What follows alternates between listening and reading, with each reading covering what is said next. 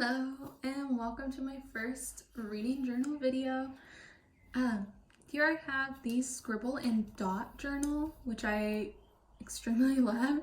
It is, I think, 150 GSM, so the weight of the paper is really thick and I really enjoy that. Before I get into this though, I'll go over any pens that I've used throughout my journal and which ones I've really come to love and adore.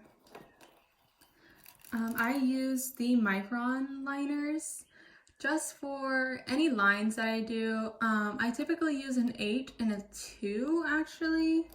I have the 5 just because it still has a little bit of ink in it, but not enough to actually be useful. So I use this just to color in anything.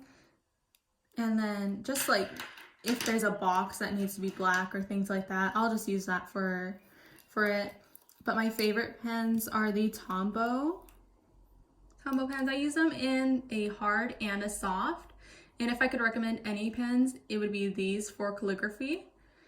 And I just use these for my titles and things like that. And then I use my Jelly Roll pens in white. I use it as if it's white out, even though it's not. I just really like these just because I can go through and kind of erase my mistakes, even though they still show up, but to me, they're gone. And then I use a Pilot G2 just for any like random writing and scribbles that I use. And then I will use my Papermate flares in medium. All of this stationery I've had before, so I'm just using what I have. But I really enjoy these and I would recommend these. And then for any sketches or things like that, I just use the standard mechanical pencil and eraser just to have an outline and a guide before I go through and use ink. Because once I do, my jelly rolls can only go so far. And then to get into my actual reading journal, this is one that I'm using for 2022. And for the pencil case, this was actually gifted to me, so I won't have a link for this, but everything else I will go ahead and put in the description just so that way you can get whatever you like. And this is what I'm using for 2022, and I'll just go through my setup. This is actually my first reading journal for an entire year, but I do have my book of shame that I have here. It is packed from August last year until maybe February this year. And I just got this $3 journal just because I wanted to see if I would actually use a reading journal. And if I did, then I would feel justified buying an actual good journal. And I call it my book of shame because the pages are just so thin, and I was really learning what I like to use and just learning what works for me. And now that I know, I am so excited to fill this one in. And then for my first page, I actually took this photo in Ireland. This one I had taken in the long room and I really loved it. And so I just decided that that was gonna be my cover page. And then I'm not sure yet if I want to keep this blank or if I want to put flowers or books or things like that, or maybe just some contact information just in case I lose my book at any point. And then this is my index. I love that it comes with an index, so that way I don't have to go through and make my own. And then I'm not sure if I'm going to have a bullet code at all because it is a reading journal and not a bullet journal. But if I run out of space for my index, I'll just go ahead and carry it on over here.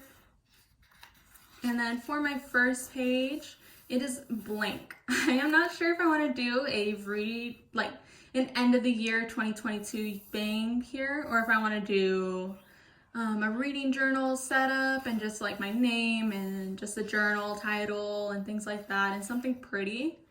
And then for my first page, I have grid spacing. I really love this. I use it all the time to cut my pages into halves or fourths. I only went up to fourths because once it gets into fifths, I feel like there's too many lines. And if I need to do fists, I'll just see how many dots there are, and then I'll just minus 5 divided by 5. That way I can space it out. And then for my reference, I had seen somebody else do this, and I really loved that because in my book of shame, I have books that are rated like 2 or 3 stars, and I wonder why I didn't give them higher ratings, or if they should have been 1-starred. And this way I can just reference it for myself and know, hey, did I really not like it, or did I hate it? Was it amazing? Was it a great book? Who knows? Now I will know. And for my next one, I did 22 goals. This year I want to read 44 books. I just chose that because 2022 times 2 is 44. So I just figured that I'll start there. If next year or if at the end of the year I've read significantly less, then maybe my goal for next year should be 23 for 2023. Or if it's significantly more, I'll do maybe a book a week or things like that. And then these are just overall goals that I have. And then I have my titles on the shelf to be read. So these are actually books in my home that I haven't read and I just picked up a while ago that I just want to read. Because I haven't bought any new books because I just feel like I don't want to have anything on my shelf that I don't love. So if I've read something on an audiobook or an ebook or visited from the library or things like that and I love it, maybe then I'll pick it up. But we're constantly moving, so I'm not sure if I want to have a ton of books. And then this is my year in pixels. I have my format down here, and I'll just go ahead and fill this out by month and then see what type of books I was reading mostly and the days that I've read. Same thing here, going by month. And I think I'll really enjoy this at the end of the year once it's filled out. And then these are all the books that I've read. And then I'll just color them in based on their star ratings. And then that way at the end of the year, it'll just be really pretty and colorful. And then I do have a little black cat at home, and this is her. I just decided to put my initial in and put her and put something that says red. And then I have my Goodreads challenge, which I also really enjoy. Again, it's 44 books, and then this one I will just fill out based on the genre, and then I'll see different colors there. And then here I have my 5-star reads. I had seen somebody else do this, and I really loved this. And I had it in my first journal as well. I just didn't have it colored in and so pretty because the pages were so thin. But now that I have a great little journal, things don't bleed through, and I really enjoy that, and I love making it so vibrant. And then my yearly statistics, I have all of the things that I want to see at the end of the year, and then the totals. I love that my journal is very bright. I love everybody else's journals that are so vintage and give this dark academia look to them, but I'm just, as much as I love it, I feel like it's not fully me. So I love having just these bright spreads. And then this will be my genre tracker. Again, at the end of the year, I want to see what I've been binging, which I feel like are going to be a lot of thrillers and fantasies. And we'll see if I step out of my comfort zone and fill in with romance and nonfictions. I'm not a big romance reader, and we'll see that at the end of the year, but sometimes for book club, they'll choose a romance, so I'm sure that it'll be in there. Read the rainbow challenge. I had seen some people put in like just basic frames, and I just wondered why not design them. And so I just made a gallery wall with them, and as I read whatever color the cover is, I'll just go ahead and paste it in there, and I think that'll be fun to look back on. And then this is my alphabet challenge. So whichever book I read, like if I read Veridity, I'll write here, Midnight Library right here. But I'm not sure yet if I want to color them in based on the book cover. and then seeing that later. I'm not sure yet. And then this is my reading bingo. I really love doing things like this. I've had it in my last book too, and I won't color in the box afterwards. I'll go ahead and do like a circle as if it were a bingo dauber, and I think that'll be really cute. And at the bottom I'll put in days that I've got a bingo. That way the entire thing will be filled out and it'll just be a blackout versus just stopping as soon as I get a bingo. And then this is the words I've learned while reading. I haven't seen anybody else do words that they've read. Words that they've learned, I'm sorry, while reading, which I really enjoy because there's just certain words that you find out, just how there's a word for the smell after a first rain and just beautiful things like that. I want to put them in here so that way I can just look back at them, which I did in my last journal as well, which I might just do a full video on.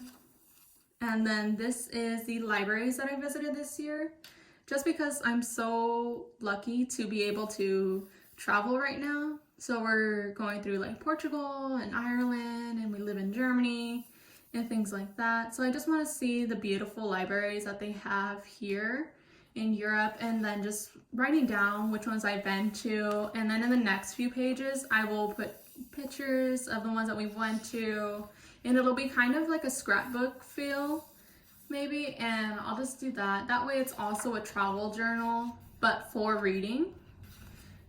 And that is my 2022 setup. And then from here, I'll just go backwards. That way you can see every page that I've done.